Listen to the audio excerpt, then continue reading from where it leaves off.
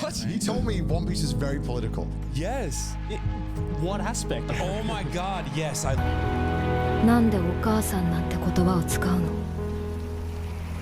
だって殺せなくなるでしょ。For instance, as you can see here, Bochi's were completely removed. ライブ出れなかった。集められなかった。バンドメンバー。そもそも友達一人もできなかった。あ、この人たち結局作品は見てないんだ。Anime fans and media literacy are two things that don't mix very well. A lot of them tend to dismiss some of the political topics or themes of their favorite series, but there are also those that tend to forcefully twist or even misinterpret the themes or messaging of the series to fit their own worldview. But the main cause of this is the inability for some of us to read between the lines and recognizing that actual people made these series. But it must be noted that not all anime is trying to make some sort of political statement, at least not directly. Now, the main reason why I'm even making this video in the first place is that I grew up with anime and tokusatsu, and seeing it be used as like a token in online political discourse is a bit confusing to me, especially when people who are not that literate or know about the history, context, and nuance of the topic try to use it as a source of validation. Because a lot of the time, they are not really arguing about the anime itself, but they're arguing about politics, morals, and ethics, but using the anime as some sort of token of validation, without ever considering the actual message of the show and the intent of the creator. Now, this is not to mean that you could not interpret the story in the way you see fit, or even feeling represented by the story in some capacity. But I feel like it requires a bit more context, you know? As per the last video I made, manga and anime are usually a reflection of the people who make them, based on their lived experience and their personal beliefs. So it might be difficult for some of us, especially due to translation issues and whatnot, to actually infer the real meaning of some of our favorite series. So we tend to look at third-party sources, who might be able to guide us in understanding the meaning and messaging of our favorite series. Now, these days, those people are primarily content creators. Problems arise though when you realize that the people who are making these supposed analytical content are just as clueless and uneducated as you are, and at the same time they're trying to push certain narratives. With this, it comes to no surprise that there are people these days who benefit and profit from directly validating certain types of misinformation or misinterpretation of anime or manga. See, a lot of anime and manga have political themes that, you might consider progressive, in part due to how conservative Japan is, especially its government and its various institutions. And something that a lot of people have not considered is that a lot of Japanese people don't actually enjoy a lot of aspects of their lives, and that's why a lot of these stories, they have themes of freedom, being anti-authority, the rights to choose how you express yourself, how you dress, how you talk, to choose who you can love. And on the serious side, a lot of them have messages of anti-fascism, anti-war, anti-military industrial complex, but also boys kissing, girls kissing, the whole 9 yards. And coincidentally, not really a coincidence, most of these mangaka and directors are just more aware with the happenings of the world and Japan, and as such they have a more progressive worldview, especially the older guys. People like Yoshiyuki Tomino, Go Nagai, Totaro Ishinomori, and a few others. These are people who either were born before or even after World War II, but a lot of them were able to see the impact that the war had, especially the bombs, the lives lost, the destruction, the suffering caused by war, the futility of war itself. So a lot of them kind of grew up with this mentality of, we don't want this to happen again. We have to be more compassionate and understanding and have more empathy towards each other. And we have to work together to achieve a better future. And their works reflect this mindset.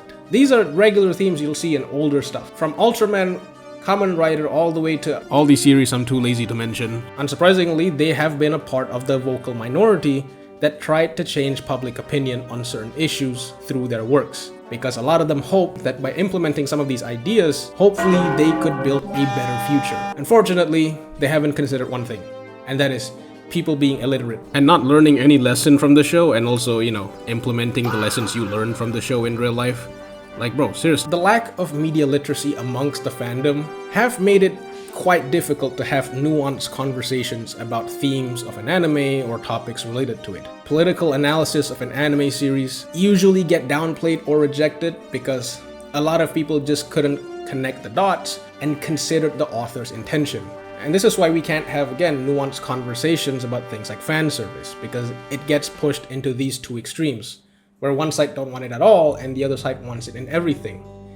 And there is, I guess, nuance behind it, because in some series, fan service is almost a requirement. It's like the building blocks of it. Series like Panty and Stalking and High School DxD, or High School DD if you want to call it that, they could not be the same series if they don't have the fan service. But likewise, other series don't really need it. Yeah. My granny called, she said, Travis, you work too hard, don't worry, you forget about me. These two series that I'm gonna say are prime examples of why discussions about fan service needs to have this nuance. Now, these two series are not inherently political at all, but it does have some sort of commentary on social issues that you could argue are caused by politics and the culture over there. But it still kind of relates to having literacy. In regards to these two series, many argued that they were a victim of censorship because many of the sexual fan service scenes were either toned down or completely removed. Now, this is one of those situations where it would be kind of appropriate to actually say it ain't that deep. See, for example, My Dress Up Darling Season 2, many of the lewd fan service scenes have been toned down in comparison to Season 1 and even the manga. But here's the thing, I argue fan service is more than just lewd shots. As the word would indicate, it's a service to the fans. And in the case of My Dress Up Darling Season 2, there's actually more fan service, but there's just not lewd shots. For example, to animate the anime that Marin watches. Now, in the manga, these shows are only mentioned by name or only have a few panels dedicated to them. But it being animated gives us a better way to connect with the character of Marin, because now we get to understand why she's so passionate in cosplaying these characters, because we also watch the same stuff she watches. Additionally, they also do like these hand puppet segments where the characters talk about cosplay facts or tips, and yeah, these are just different ways that fan service could take shape in. But the discourse around Bocce was even more absurd, because it was about how her booba size was reduced. Her booba size was reduced, guys. See, the director of the adaptation wanted to make the anime to be more family friendly, considering the theme of the show was about dealing with social anxiety, which is something that everybody, face, including children. So the director asked if it's a good idea to reduce not just the chest size, but also tone down a lot of the fan servicey stuff. And the mangaka thought, this was a great idea, this was brilliant. I consent to it. And it caused outrage everywhere. See, in both situations, literacy is important because the changes made did little to no impact to the story, the character development, the overarching themes of the show, the personalities of the character, the flow of the story. But those who could not comprehend this concept made it a bigger deal than it actually was, because to them, this is somehow reducing the integrity or accuracy of the adaptation, even though, again, these are minor adjustments to like a couple of scenes. It did not change anything important or integral to the series. But they argued that this is censorship and a disservice to the original source material. And if this type of censorship continue, that it will eventually lead to the loss in freedom of expression for mangakas and authors. I call this bullshit and a conspiracy theory, because that type of censorship had already existed. See, a lot of these mangaka and directors would have been even more radical and bold in their storytelling, or even more political, or include even more controversial stuff, had it not been for studios and publishers stepping in. Some of them changed the stories completely before they were even published. If you know the case of JJK, the mangaka very famously said he hated working on JJK because the story had become something that was so far from his original vision. I mean, hell, the main character was not supposed to be the main character. The main character that he had imagined was Yuta. But the studio was like, nah, we need a Naruto type main character. So he had to make Yuji. That alone, at least to me, is a limitation on the freedom of expression of the author, because he had to change the story for it to be more profitable, or so it could go on longer than they should. But a lot of these people don't actually care about that. What they care about is the booba is gone. And this is why literacy is important, because it helps you to distinguish between conspiracy theories and actual infringement on freedom of expression. Another example of like the lack of media literacy in general is that there are situations in which people tend to look in too deep in the wrong places, or looking in deep but for the wrong reasons. そうか、よかった。やっぱりお前たち魔族は化け物だ。容赦なく殺せる。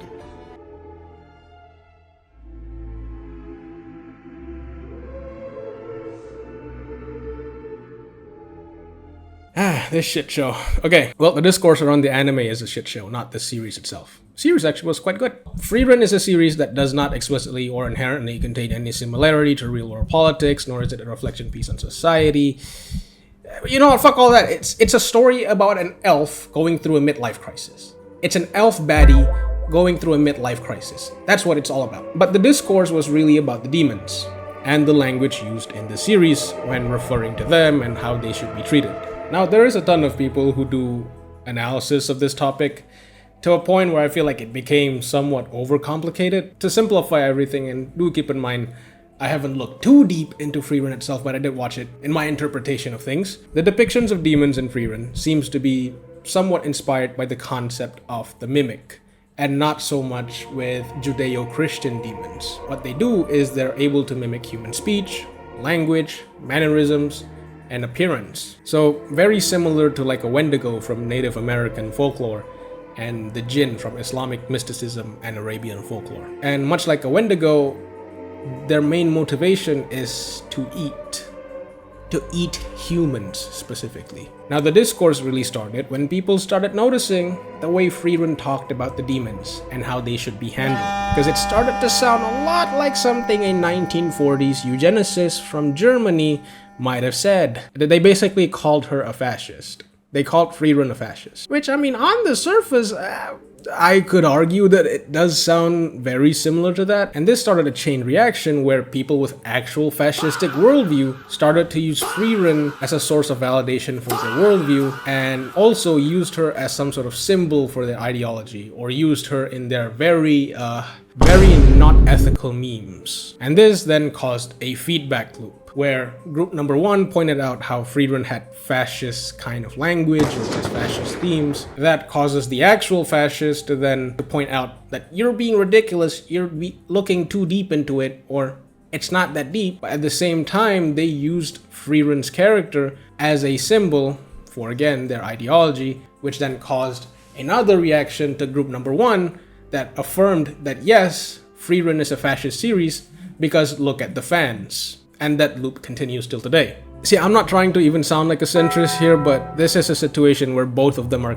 kinda wrong and missed the point. While I understand the concern about Frieren essentially having some sort of fascist undertone in the series, but I feel like using the anime as a token of affirmation for your fascistic worldview is even worse. Again, understand the concern, but I think like they missed the point of the demons entirely, especially in regards to how they are supposed to work and the way they fit in the series. The demons are essentially apex predators that could mimic human-like traits in order to lure them in and, you know, slime them. As such, they aren't supposed to be treated like a race, you know? But they're treated more like monsters. But people on both sides of the spectrum did try to make the demons about race, which again, don't quite understand why. The thing is, the demons are meant to be very different, considering that the humans in the series also lived amongst other races as well, like dwarves and elves. So again, don't really get the comparison of the demons to minority groups here. Which means that the demons are to be treated more like a xenomorph than a yautja. And this comparison kind of works because in this sense, it's also hard to argue that the demons are actually evil, much in the same way you can't really say a xenomorph is evil, because both are acting based on their primal instinct and programming to survive. In the case of the xenomorph, they kill humans because they need to repopulate. With the demons, they kill humans to eat and survive. But a yautja, you could argue, is evil because they consciously hunt humans for sport. And the other thing is, the whole story itself is not done yet. Frieren herself could change her stance on the demons, considering she only realized what love actually means at the end of season 1 because it finally hit her like a truck. Like, damn, this Himmel guy actually loved me. And I think I also felt like I love him. But damn, I don't know, bro. I'm trying to figure things out. I need to do a lot of self-reflection. Also, on a side note, I couldn't really find any hints or evidence to suggest that the demons are supposed to be like a representation of a particular minority group from the director or the author, unless, again, I'm missing out a couple interviews here and there that I haven't read or watched. But I do notice one more thing, and this is a genuine question. There are people who are fine with some series being political, but they are not fine with people bringing in their own political stance into discussions of anime. And it's mostly progressive politics. And again, I get it, sometimes it can be overwhelming, but it might just be me, bro. But a lot of anime in general, they talk about power of friendship, love, and kindness, and empathy. So could it be that the reason you could not stand them talking about those stuff, especially like the political stuff, and even resonating with characters that they feel they could relate to or even resonate with, is it because you have become a person who is like the exact opposite of what some of these characters would stand for? Again, genuine question. Is it because it has people point out the progressive politics or progressive themes in a lot of these shows that you might not necessarily agree with that cause you to just straight up deny them or say it's not that deep? But as a whole, all of you have to understand that a lot of these anime, they're not trying to sell you a particular political ideology. And even in cases where the mangaka or author want to, they can, because of the previously mentioned censorship. But what they would do, most commonly, is to try and educate or inspire you through good values that you should live by. Stuff like help the weak and the vulnerable, stand up against the bully and the oppressor, be kind and compassionate to one another, and don't stay silent when faced with injustice. They're not trying to sell you capitalism or communism or socialism or any kind of isms. So to that, if you are someone who resonates with those type of themes and elements, I do think it's more healthy for you to be inspired by those characters or themes and then going ahead to actually do some good in real life. You could start organizing and coming together to help those in need and protect the vulnerable, instead of trying to argue with a Twitter rage bait account or debating with someone who is very illiterate and genuinely don't know anything about the medium. And worse yet, a lot of them don't have empathy. Why are you arguing and debating with someone who doesn't have empathy to begin with? So, how do you actually gain some sort of media literacy? Well, to be honest with you, there's a bunch of other videos and sources that could help you with that. But, in my personal opinion, in the context of anime and manga, a good starting point is to go and read or watch interviews of the mangaka or director or author, because they will most of the time explain to you what the series is all about. But do note, they do hold themselves back a lot in these interviews, because they can't be too controversial or honest about themselves, I mean, Tomino started being honest in this interview after a while, and they had to quickly cut to a different segment, because he started to call out society and how he hates businessmen. SF っていうもの好きじゃないんだって、所詮がガキ向けだと思ってるんだっていうこともあったんで、やっぱり慣れてる大人大嫌いです。慣れてる風に見せている大人、ましてサラリーマン系の大嫌いです。